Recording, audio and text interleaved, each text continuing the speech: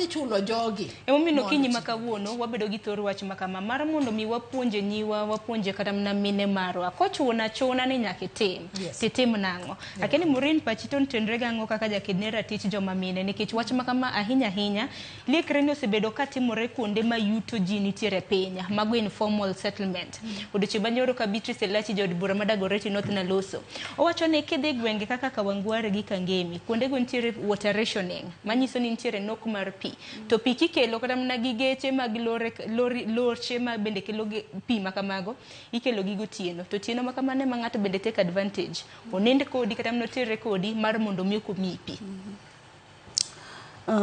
Gima nya wacho en ni onge pen chik mondi kamoro amora ni onego bed ni ng'ato terre kodi mondo yod gimidwaro. Kwa doke wach ma pi en ratiro mari, en adiera mari mondo mi ng'ato yud pi. En adiera mari mondo ng'ato ka ng'ato nikech wawacho gi dho ngere ni water is life. To koro kosebedo ni mondo otami mok inyal yudo pi, ni nyaka mi iti kod dendi mondo mi yud pi. Ok en gima owinjore. Koro gima nya kwayo jopiny, wawuoguru oko mondo mi wagore ni mon kada nyiri modak e slums.